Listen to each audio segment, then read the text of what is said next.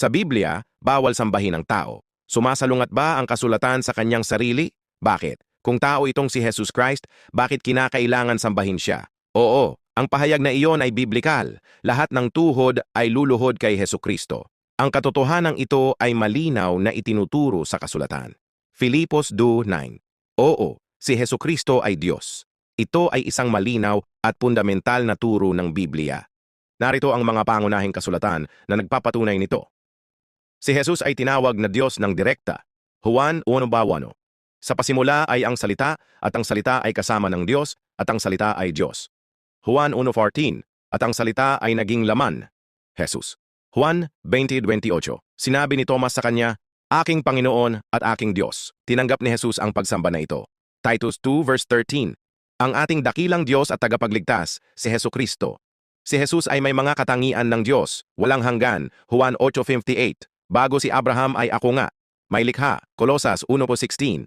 Lahat ng kapangyarihan, Matthew 28:18. Nagpapatawad ng mga kasalanan, Mark 2:5-7. Si Jesus ay tumatanggap ng pagsamba, Matthew 14:33. At ang mga naroroon sa bangka ay sumamba sa kanya. Ang mga anghel at tao ay tumatanggi sa pagsamba, si Jesus ay hindi.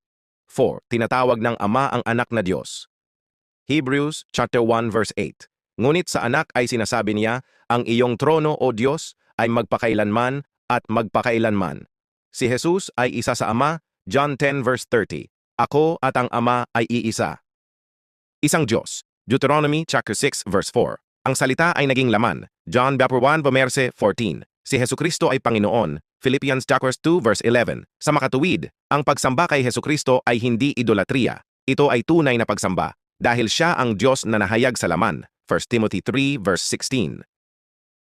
Sa makatuwid, ang Diyos ay labis na itinataas siya at binigyan siya ng pangalan na higit sa lahat ng pangalan, na sa pangalan ni Jesus, ang bawat tuhod ay dapat lumuhod ng mga nasa langit at ng mga nasa lupa at ng mga nasa ilalim ng lupa, at na ang bawat dila ay dapat umamin na si Hesukristo ay Panginoon sa kaluwalhatian ng Diyos Ama. Pangkalahatang pagkumpuni, si Hesukristo ay Panginoon.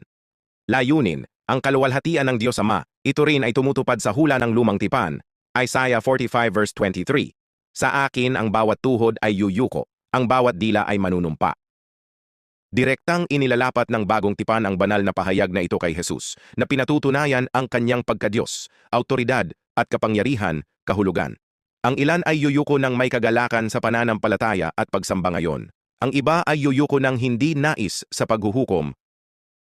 Ngunit walang sino man ang magiging exempted, tulad ng sinasabi ng kasulatan.